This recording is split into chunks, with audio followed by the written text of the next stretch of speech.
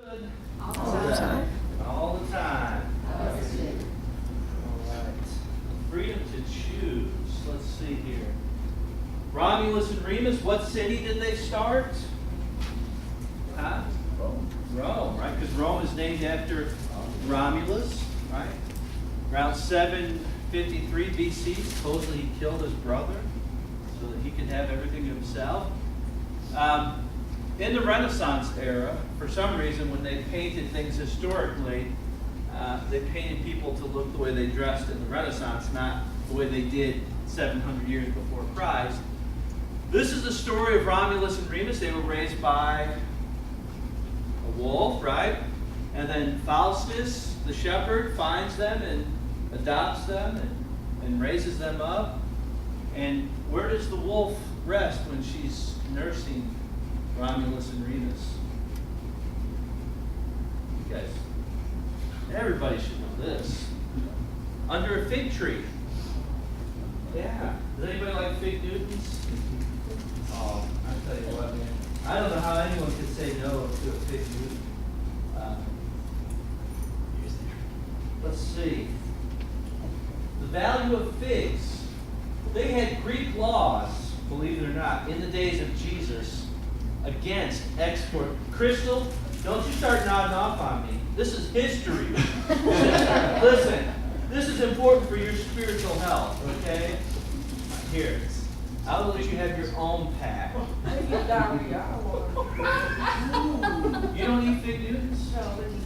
That's it. You know what? No one else is getting fig Newtons because of Crystal. I'm going to eat my own fig. I was going to put them on a plate and pass them out to Crystal. This is called group discipline. At the end, if you wanted a fig Newton and you didn't get one, you go to Crystal. I'm just kidding. No, you know everything. Where's the Newton part of it come from? When the fig fell from the tree and hit Isaac Newton, I don't really know where they came from. In the days of Jesus, the Greeks had a law against, here, Jimmy, would you like a fig? Sure. I'm hungry.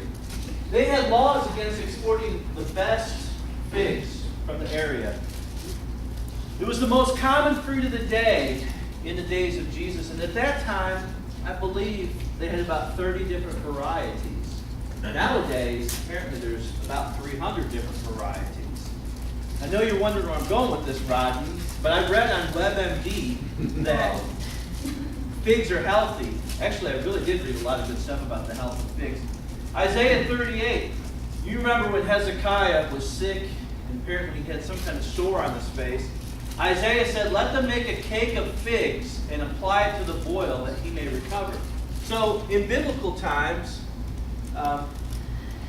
they had laws against exporting the good ones. It was the most common fruit of the day in Palestine. It had medicinal purposes, but it also represented prosperity and security. Look at 1 Kings chapter 4:25. And Judah and Israel, so the northern tribes of Israel, the southern tribes of Judah and Benjamin, lived in safety from Dan even to Beersheba. That means nothing to you. That's encompassing the whole north and south. Dan is the furthest point north. Beersheba is the furthest point south. So all of God's people, Judah and Israel, from north to south, every man under his vine and under his what? Fig tree. All the days of Solomon. Solomon was such a great king. He had peace on all sides. Everyone prospered. Silver was like stone in that day. It wasn't even valued. And it's the first fruit mentioned in the Bible. Genesis 3:7. Adam and Eve realized they were naked. They were ashamed, and so they went and they got what? Fig leaves. So, going into a lot of detail about figs here.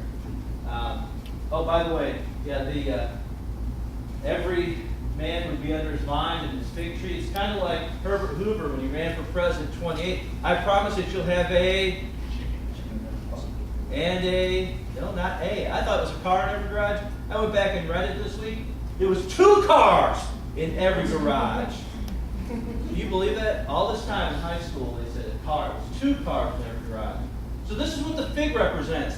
Health, safety, security. It's a really important part of the biblical culture. So, I'm sharing with you what I feel. I might be mistaken. Be careful, because sometimes I say things, and then people say, well, Craig, I don't feel that way, or I don't see it that way. I feel this is a little known and not often read parable. I don't hear you hear a lot of parables about the kingdom of heaven. I don't really hear people spend a lot of time on this parable. If you want, you can open to Luke, or you can look up here on the screen. But Luke chapter 13, 6 through 9, Jesus tells a parable. A man had a fig tree planted in his vineyard, and he came seeking fruit, and he found none.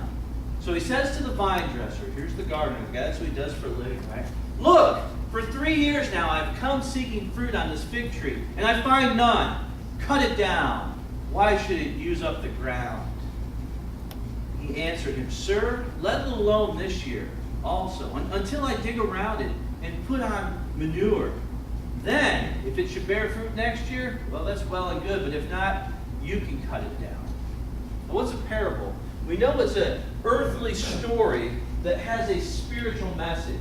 So Jesus is going to tell stories, we call them parables, and they're going to have an earthly context, but he has a spiritual message.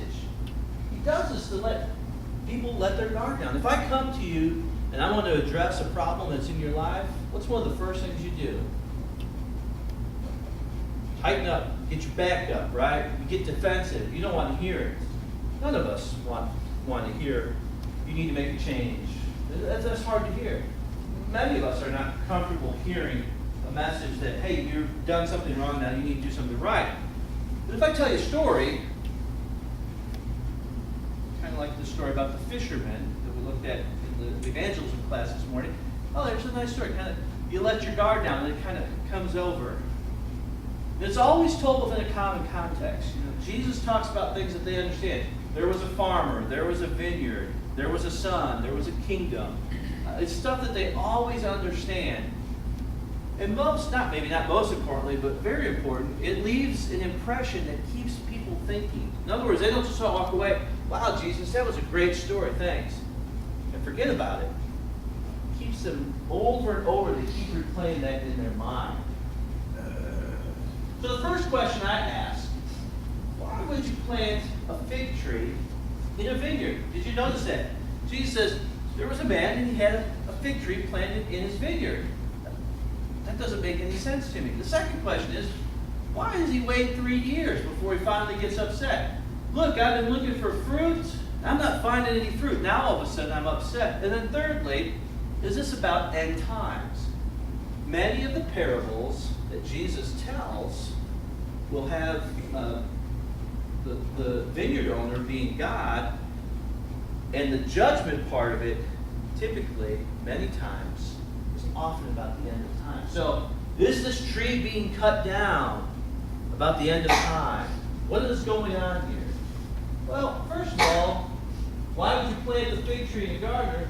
Perhaps the gardener thought it was for shade. The vine dresser, the gardener, he works for the landowner, and when the landowner wants it planted there, maybe he's thinking, hey, this is for shade. There was a Greek parable in the days of Jesus that said, a society grows great when old men, I guess I'm in that category now, right? When old men plant trees whose shade they know they shall never sit in. That's how you know you finally have reached where you're a great culture and society, when you're thinking of the people ahead of you, right? Well, fruit trees, they don't bear fruit for the first few years. So that's why the vineyard owner isn't upset. And why was it neglected? Well, I think the gardener thought, hey, this is a shade tree for me. It's in the vineyard where I'm taking care of the vines. If I want to go eat lunch, where am I going to sit?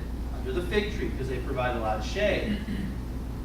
Is it about the end of time? Well, perhaps there's an end in mind, but not the end of all time. So what do we learn from this parable? Number one, timing. Listen, timing is essential to freedom. Einstein supposedly said that time exists so that everything doesn't happen at once. And I think that we kind of neglect the importance of timing. All right? We've got some old rockers in here. Who's the lead singer of the Rolling Stones? Mick Jagger. Who is the lead singer of U2? Bono. Who's the lead singer of The Who? All right, Roger Daltrey. All right. Name the drummer to U2. Bono's drummer. Name the original drummer to the Rolling Stones, right? Because the drummer they have now is not the original one. You probably didn't know that. See, Mike's not here, Betty, so he can't appreciate this. Name the drummer to The Who. Zach will tell you that to play music, it's very important that someone does what? Keeps the beat, keeps the time. You wouldn't have good music if you didn't have someone that could keep time. Timing is essential to freedom. And so for this guy in the vineyard to make the right choices, there's some timing that's required. The second thing that we learn, patience is an essential nutrient for freedom. The gardener answers him, "Sir, let it alone this year until I dig around it and put on some manure. I'm going to give this tree some time. There's potential that if I take care of it and I give it some time, it's going to grow well." But patience is not the same thing with being passive. He doesn't say, "Well, let's just sit around until the tree decides to grow some fruit." He's going to dig around it. I'm going to aerate the soil. I'm going to cultivate it. I'm going to dig it up so that water can penetrate down into the roots. I'm going to put some manure on it. I'm going to put some fertilizer on it.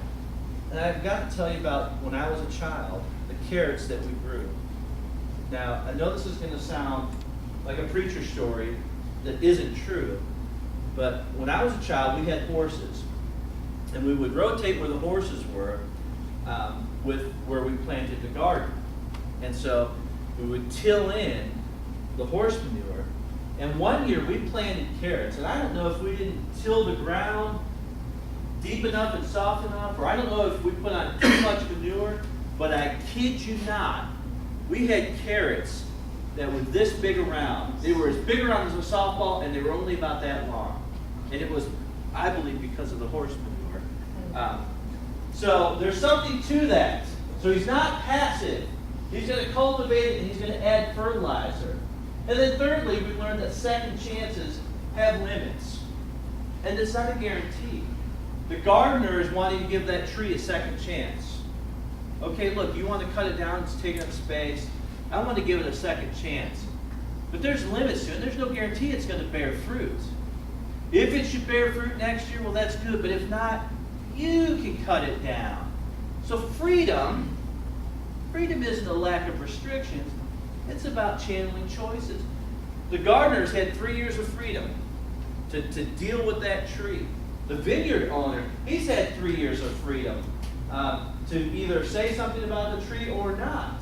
It's not about a lack of restrictions. It's about channeling our choices. None of us, as free as we are without any restrictions. We all have choices. The owner, he allows that gardener that freedom to manage it how he saw fit for 3 years. But then the vine dresser offers the time and attention, but he returns the freedom of the ultimate choice to who? Landowner.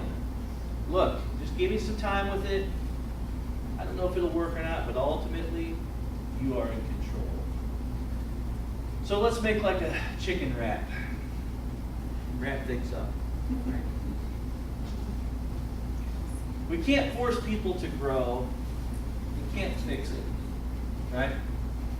It's a parable about an earthly story, but it's really not about fig trees, is it? It's about people. That's what God is really concerned about. It's not that God doesn't like botany or horticulture. But God's interested in people. I can't fix anyone. I tell you, you know what? You know how you finally learn when you can't fix someone? You do this. Boom! Boom! Run your head to the wall long enough, finally you realize, I can't fix it. Only God does. And guess what? He chooses not to remove our freedom. So he longs for us to be fruitful. He wants us to bear spiritual fruit. God doesn't take away that freedom. And I don't understand that one. You went to seminary, maybe you could explain that too. I wish I knew. Sometimes, I don't know, I can't speak for you, but sometimes I wish you would take my freedom away. You know? We can't force people to grow. We can't fix them. But also, I learned from this parable not to give up too soon on others or myself. Hey, why should this tree take up any more space in my vineyard? Chop it down. Have you ever looked at someone and thought, man, what a waste of oxygen? Wendy, I've seen some of your posts. I know the sarcasm. Don't give up too soon on others, or yourself as far as that goes. I like this idea. Shouting and nagging and shaming wasn't how the gardener saw fruit. You know, when someone's not bearing spiritual fruit, you know, I could stand, Betty, I'm a lot taller than you. You know, I could stand over, I could shout. Actually, other than, I think, Wes and Rodney, well, definitely Jimmy, I'm about the tallest, one of the tallest people. I could stand over, or at least get on a chair, and I could shout, and I could nag, grow! Grow! That's not how he does it, though. And that's not how people grow. All we can do is cultivate an environment, right? That's all it is. Feeding, so spiritual nutrition, scripture, time and attention together, being optimistic. I like that gardener. Hey, you know what? Let's give it another year. All right, look, I haven't done anything with your tree for 3 years. I thought it was my shade tree. It was where I worked on the tractor, under the shade, right? Well, they didn't have tractors back then. But that freedom isn't only the ability to say yes. It's when you can actually say no. He doesn't force the vineyard owner to make a decision. The vineyard owner doesn't make the gardener do anything. We always think that freedom is that I always get to make a yes. I always get to say yes to what I want. But freedom is also really, truly free when I can say no.